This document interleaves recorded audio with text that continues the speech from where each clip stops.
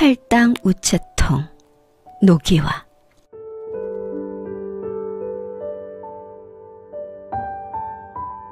유치한 편지를 또 썼다.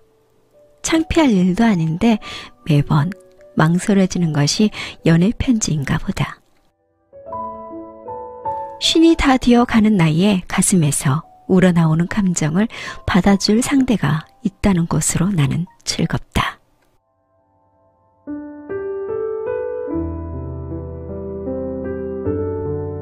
주한리 팔당댐 위에 있는 나만의 우체통에는 바람이 주인공이다. 내가 붙인 편지를 받아주는 일도 날려 보내주는 것도 바람 몫이다. 그이가 누워있는 그곳에 갈 때마다 편지를 놓고 오기 시작한 지도 벌써 7회가 지났다.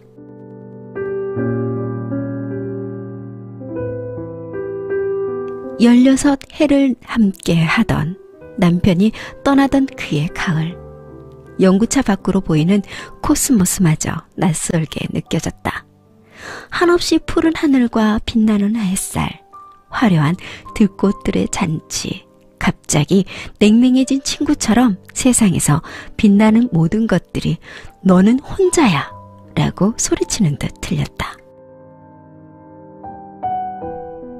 차창 밖으로 보이는 강물은 그냥 떠밀려 흩어지는 그이와의 인연처럼 무심하게 흘러가고 있을 뿐, 그날 팔당대교가 보이는 산 언저리에 그이의 새 주소가 만들어졌다.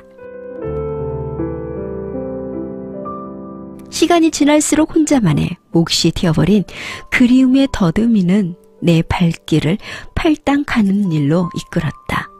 있는 그들의 모습을 내놓아도 편하던 상대가 갑자기 곁에 없다는 것이 외로움인가 싶었다.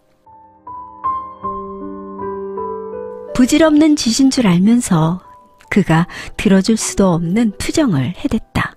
그리고 나서 하늘을 둘러보면 온통 내 편인 듯 싶어 철없이 시원해지는 기분마저 들었다.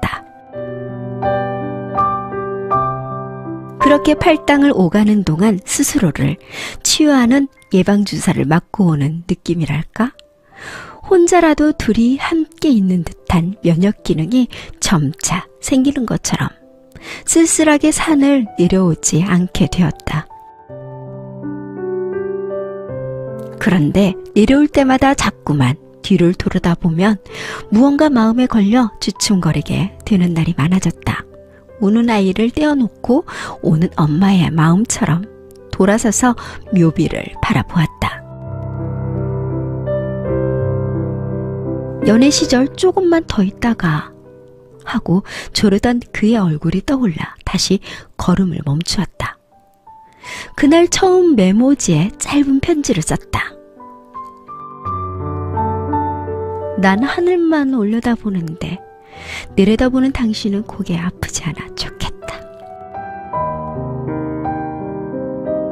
묘비 앞에 그 쪽지를 작은 돌로 눌러놓았다.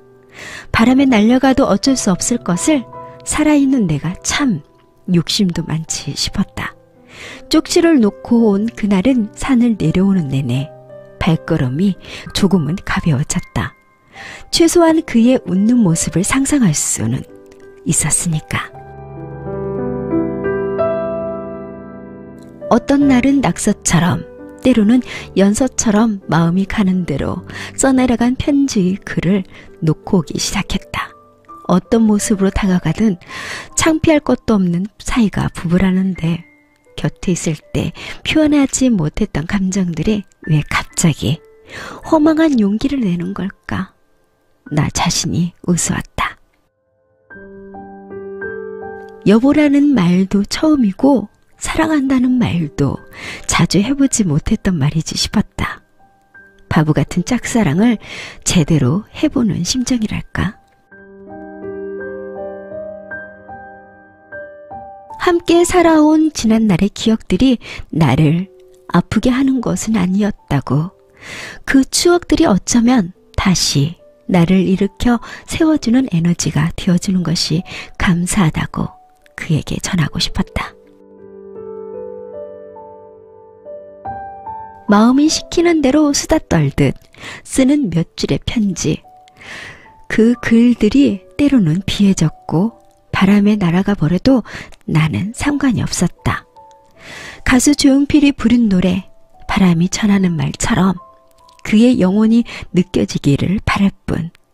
나 혼자 만들어 놓은 팔당 우체통의 수치에는 하늘나라가 있지만 편지를 들고 붙이러 가는 즐거움은 온전히 내 몫이 되었다.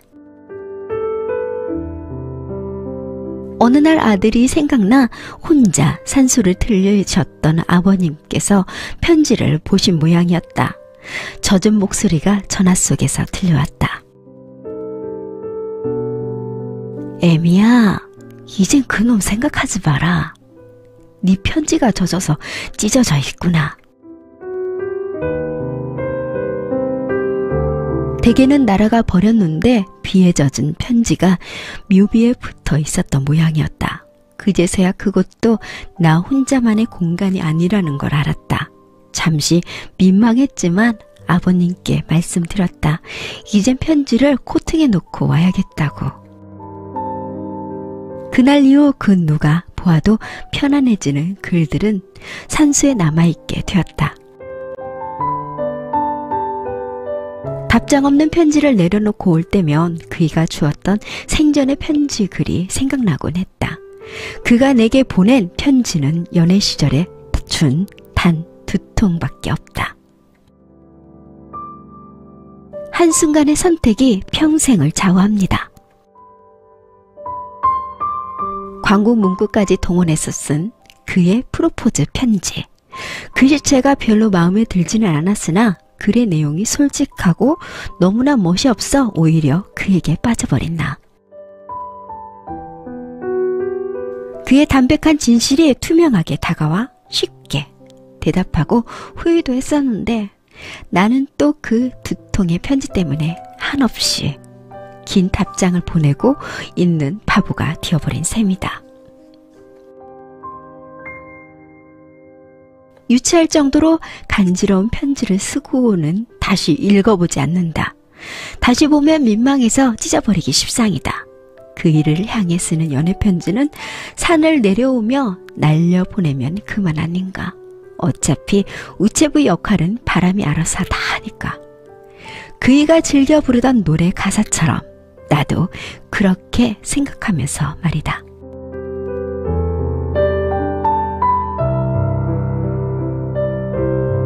바람이 불어오면 귀 기울여봐. 작은 일에 행복하고 괴로워하며 고독한 순간들을 그렇게들 살다 가는데 착한 당신 외로워도 바람 소리라 생각하지 마. 팔당 우체통에 바람이 다녀갔을까? 오늘도 나는 하늘을 바라다 본다.